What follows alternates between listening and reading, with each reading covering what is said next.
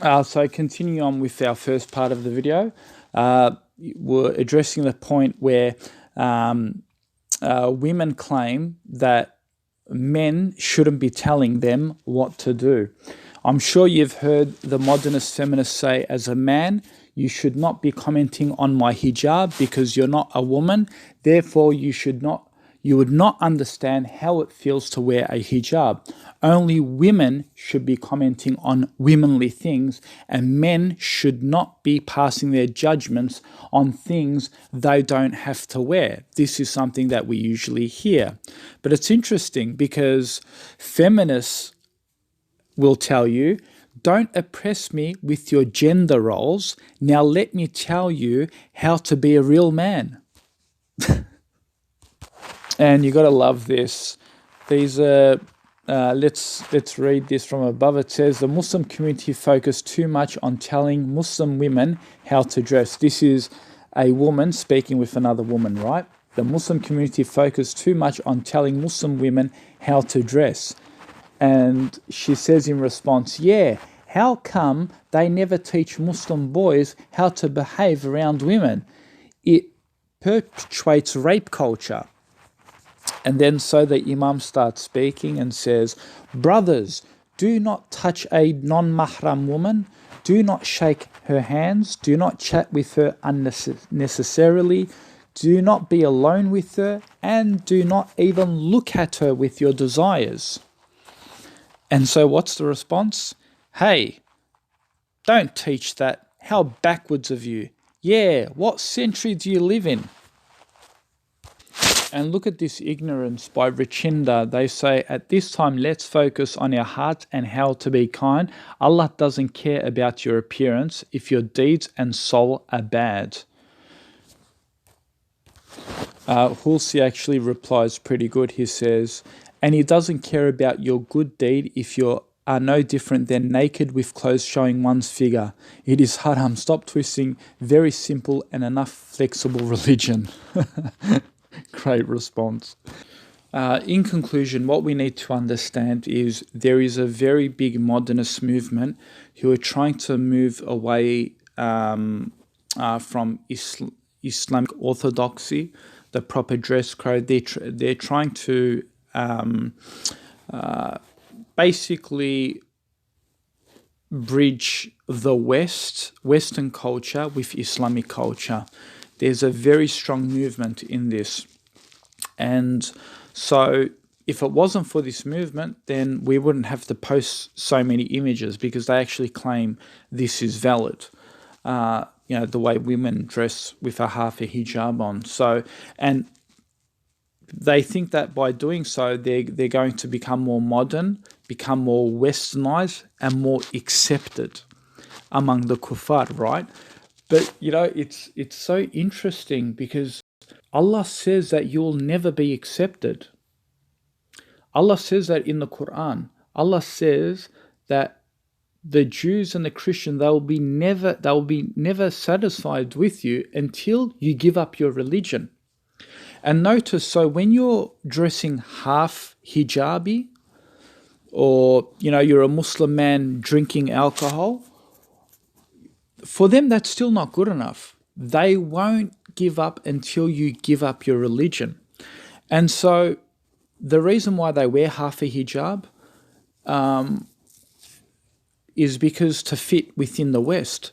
But even Muslim intellectuals, even in Australia, feminists, strong feminists, ones who advocate feminism and modernism, even they weren't accepted in Australia. Abdul Yasmin Majid, she got kicked out of Australia. She used to support homosexuals. She used to say, yep, they've got the right to do what they got to do. She was a hijabi. She wasn't even accepted in Australia because she still had a hijab on, right?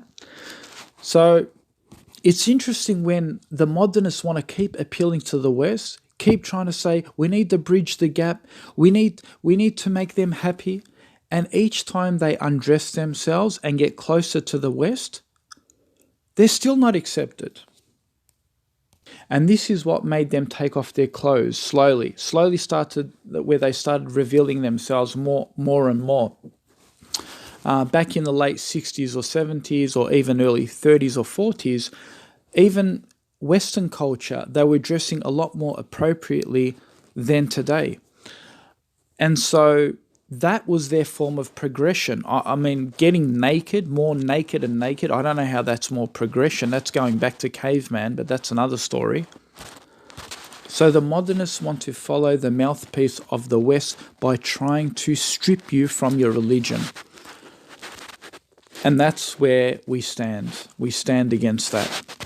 And they did this. They said it's extreme to take more than one wife. They stripped polygamy. It's extreme to wear too much clothing like the niqab. They stripped the niqab. The Muslim beard, they said it's not wajib. No, you don't need to do the beard. It's more sunnah, which there's a total disagreement that it's sunnah. It's more of a obligatory commandment that you need to follow. They stripped the beard. They took away the beard. But you know when the beard comes back? Only when a Westerner brings it back into fashion. If the Westerner goes on a fashion studio, does a catwalk wearing a beard, the trend of the beard comes back. It suddenly becomes acceptable. You know, it made me so sad. One stage, I actually saw more kafir men wearing beards than Muslim men. Why? Because it hit the podium. It became fashion. So what happened? The kuffar started wearing the beard more than the Muslim men. It actually happened here in Australia. And I'm like, brother, I even saw a Muslim brother on the show. I'm like, oh, wow, you got a beard now. Alhamdulillah, mashallah. Right? And he said to me, yeah, it's fashion. It's fashion now. I thought he was going to say to me, oh yeah, it's sunnah, brother. It's wajib. It's a commandment in the sunnah. He said, yeah, it's in these days. Does it look good with my suit? I mean, look what Islam has become. Islam is being validated by Western standards. If it's in fashion, it's good. If it's out of fashion, it's bad. And because Muslims lost their attachment with Allah and the Messenger and the Quran, now their Quran and now their Allah and their Messenger has become the liberal West. And wallahi, brothers and sisters, you know the modernists? You will rarely see them doing dawah to non-Muslims. Wallahi al-azim, they are so embarrassed of their din.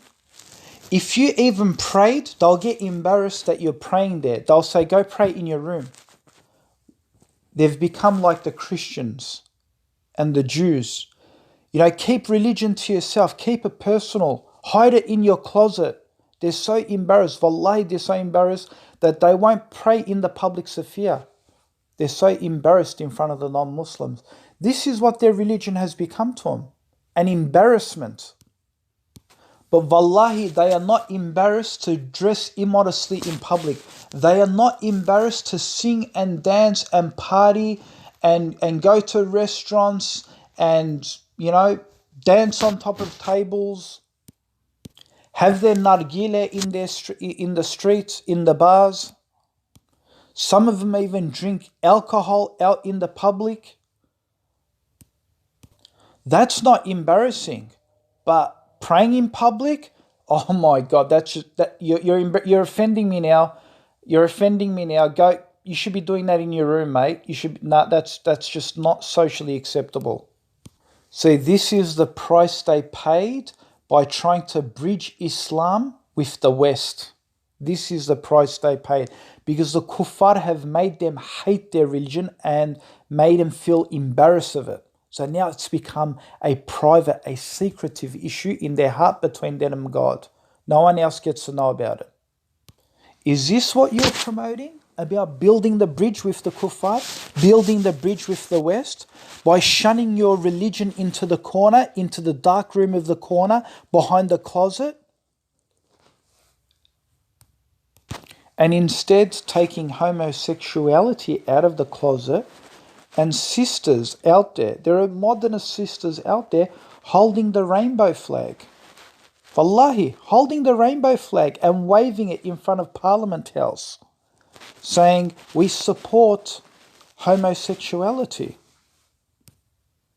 I challenge those same sisters to hold a La ilaha illallah flag in front of Parliament and saying, we support Islam. We support Sharia law. I challenge them. I challenge them if they could do that. Abadan, no way they'll do that, because they sold their religion a long time ago. They'll never do this. Their religion has become, as the Prophet ﷺ said, the Muslims will follow the Christians and the Jews. Even if a lizard goes into the hole, they'll follow that into the hole. And that is a prediction, that is a prophecy from the Prophet Muhammad ﷺ. And so the Christians today, they practice their religion by confining it to themselves. And so they don't like to promote their religion. Right? For them, religion is something they do on Sunday, and that's it. That's it. It's not talked about in the media. They would rarely talk about it in the movies. They'd rarely talk about it on podcasts and radio shows.